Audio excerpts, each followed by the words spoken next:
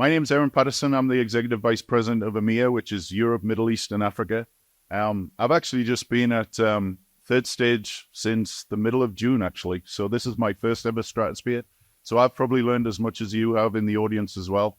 My background, a long time ago, actually 1999, speaking of international projects, I worked with Eric on a project in ESCOM in South Africa. So we both got on a plane. We were both living in Denver at the time and worked together to do a large-scale, country-wide rollout of some technology. It was geospatial technology at the time. So that's how I originally met Eric too many years ago now, which I guess means I'm old, but we'll survive. I originally started as a developer, so I was very technical, did a lot of work in Europe initially, and then moved to the States in 1997, but still working on a lot of international projects. So lots of different experiences in different parts of the world. And so, yeah, just getting set up for the project and planning things appropriately up front really does make a difference to the success. And that's some of the things we're going to talk about today. Just a quick thank you to our sponsors. I know we've mentioned them a number of times today, but without them, this wouldn't happen. So we really appreciate it, and thank you very much. Just quickly through the agenda, we're going to go through some key communication strategies, cultural sensitivities in global projects, things to look out for, how to plan, and then change management across borders. How do you actually manage change when you're dealing with lots of different parts of the organization in different countries? Looking at the global executive alignment and making sure that everybody's aligned from the top right the way down through the whole organization, and looking at a centralized framework, and then we'll get to the conclusion as well. And so, yeah, first of all, key communication strategies. I think one of the key things is really to be clear and consistent for the whole team. And what that really means is you need a single source of truth. Now, there's lots of technologies today that can provide that. So things like SharePoint or Google Workspace, different technologies that allow that. But with the time zone changes, with the different organizations, if you have documents that are going around that aren't quite the latest and greatest, it's not the official version of the project timeline, for example, you can really get into a lot of difficulties on projects. And so having a single source of truth, everybody has access in all of the different countries, making sure that they can get to, this is key decisions, where they're all listed, what was made, what decisions were made, how they came to them, any relevant information that's tied to that, ensuring that we have complete consistency around those communications in what we're doing. The other thing is as well, you really need localized communication. There's a lot of differences, some of them subtle, some of them not so subtle, between different parts of the organization. So whether that's formal or informal communication, certain countries still require a much more formal, official communication when you're dealing with project communications as a whole. So if you're making an official announcement, if you're presenting timelines, just the written word and how it's spoken and how it's written out oftentimes needs to be very formal. Whereas in the US, there's a lot more conversational type documentation. You know, you'll do a quick message on Slack and that's kind of it. But you have to really recognize the difference between the organizations. The other part of that as well is time zones. You know, I think it's very easy to say, okay, we're going to have a 9 o'clock meeting, but what does that mean for the rest of the team? What happens if your time zones actually don't overlap? Are you going to standardize the process where all key meetings are recorded so everybody can kind of catch up when they start their day? One of the things I dealt with actually working in the Middle East, which I had never come across before, is actually the work days are different. So their Monday is Sunday, and you start on Sunday, and you finish on Thursday, and your weekend is Friday and Saturday. So in standard American project terms, you know, a lot of times you'll have the weekly status meeting on a Monday or a Friday. If you have it on a Friday to catch up after the week, you're going to miss part of your team. They're not going to be part of that. So moving some of the meeting schedules around the center of the week, you have to do different things for different parts of the world. I think one of the other key things is just making sure that you have frequent feedback loops. So regular check-ins, making sure that you're getting a lot of feedback from a lot of the different areas of the project.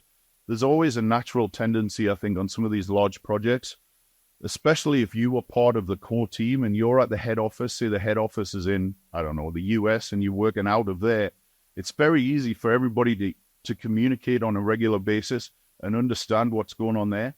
But if you've got part of the project down in Brazil, another part out in Europe, and some mines in Africa, for example, trying to keep everything in sync is really difficult. And so setting up some formal feedback loops, whether that's check-ins on a daily basis or a weekly basis or a monthly basis, making sure that you're getting the feedback from the different parts of the project team, and then utilizing that to make changes and improvements and address any issues. It's very easy on a large ERP project, even if you're in the same country, to get communication gaps. Somebody says something in one meeting.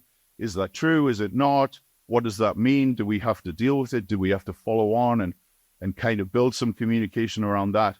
Those types of things are exponentially more difficult in multinational projects because there's just so many things going on in lots of different places.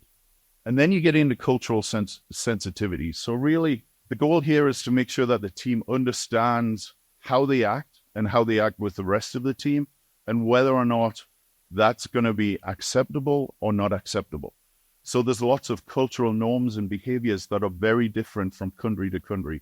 We already talked about some of the cultural norms for communication standards and having a very formal memo type approach that would come out for official documentation in some organizations or countries. There's lots of different things to consider. There's a few different theories. Lots of organizations are very, very hierarchical, and more so than maybe people are used to running a project here. I worked on a large system integration project one time in Brazil, and their culture was, we will not sign off on any documents whatsoever. So the only document that got signed in the whole project was the initial contract that the CEO signed, and I was working for a large SI at the time. We had offices in multiple different places. The US organization had a standard implementation rule. We are not moving on to the next phase unless we have it written down that they have accepted our requirements before we start design, before we start development. The team stopped. The Brazilian team were like, we don't sign anything. We think it looks good. It's great. We may change our mind later, but we are not signing the document. And that actually stopped the project because the US management were like, well, we're not moving forward. And we had to essentially mediate between the people in control in the US and the local Brazilian office saying this is a cultural thing.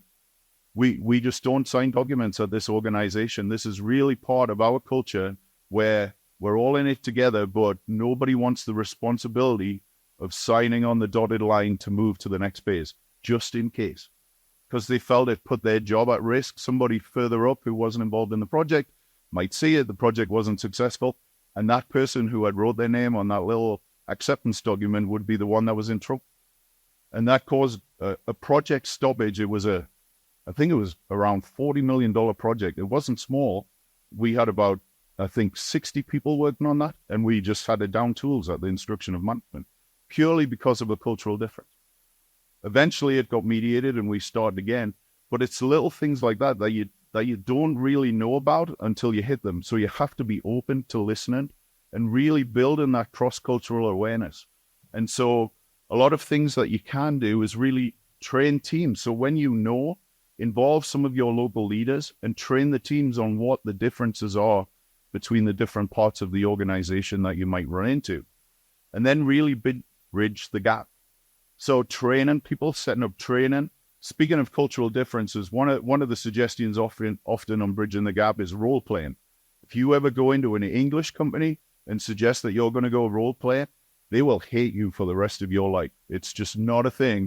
They don't want to do that. They don't want to pretend they're anybody else. They want to sit in the corner, be nice and quiet, nobody talk.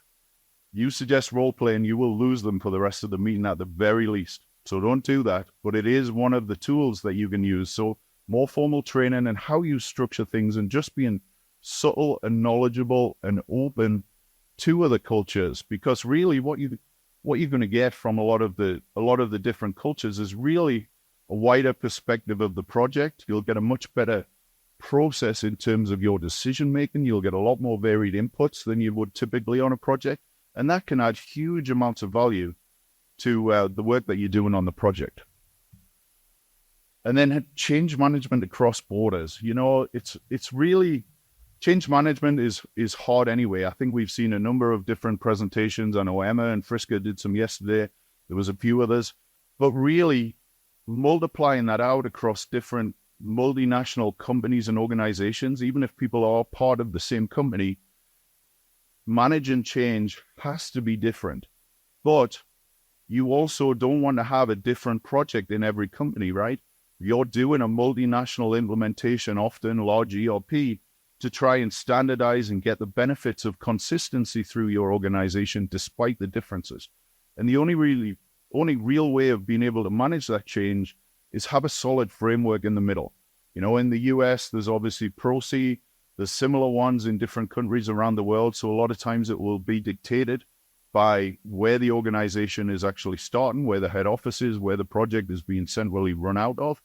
But what you have to do is take that into consideration, but then have local variations and allow the teams to be able to make some changes in the way that they're communicating, in the way that they're managing change, in the way that they roll out training, for example.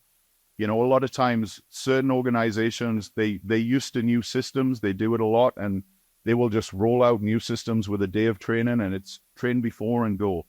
Other organizations, you have to manage the change a lot more progressively, making sure people are involved and understanding what those subtle differences are in the project. One of the key things to do is use local champions. So make sure that you have an advocate in all of the regions that the implementation is going to be fixed. And that provides a really good feedback loop, right? You get the opportunity to both get them involved in the project, get feedback. You have somebody on the ground, because the goal is not to kind of standardize everything, right? It's to deal with the issues quickly so that you can continue to move the project on successfully. You're never going to have a issue-free ERP project. And if you do, please tell me, because I would love to look at that. It's pretty much impossible. Every large implementation I've been on, at one time or another, I've sat in a project room with project leadership and said, this is never going to work. We're never going to get to the end of it. And what it really means is, well, we've got some problems. We need to come together as a team and really work through what those are. And ultimately, you do get the success, right, with a bit of hard work and dedication. But the best way to be able to do that is use local champions so that you understand what's going on in the different regions. There's often some very different concerns that different parts of the world have on projects. I think Eric was with me actually when we did that South African project, and it was for a large utility, and they were rolling out new electric meters into all these rural villages that had never had electric meters before. You know, they used to, you see it sometimes on the movies or in pictures where they just string a wire up against the poles and run it down and shove it in the house. And once the first guy gets it, then somebody else connects another one. Eskom were, no, we're actually going to put meters in. We're going to start regulating this electricity, and we're going to do that. So they put the meters in, and then now they have meter readers who have to go out and take the meter and see how much electricity is being used. The meter reader was wandering around the village, and you know, he didn't think anything of it. The first one he came, there was a little cup of water sitting on top of the meter, and he was like, oh, maybe somebody just left it. You know, it was a hot day. He walked along, next 2 houses, nothing, regular meter, took it down, got to the 4th house. There was another cup of water on top, but it was a little bit further down. And as he went around the village, there was about 1 in 5 of the meters had a cup of water on the top. And he was really confused. He's like, does everybody just use it as kind of a drink stand? And what happened was there was actually a local witch doctor in the village who was selling magic water that had been blessed, that if you put it on the meter, it would slow the meter down and reduce your electricity bill. That was the story that he had put out in the village. And this witch doctor was making a fortune. And it's just one of those things that you wouldn't imagine anything like that if you were running a US project and finding out different differences. But I guess the point is, you never know what you're going to come up with, and keeping an open mind and really looking for those differences, but embracing them and bringing the different cultures into the team can really make a difference on the outcomes. And that's key, because everybody wants a successful project. And so just being open to change, being open to communication, being honest and pushing that out around the whole of the organization, whether it's in your country or it's in a different country, is key.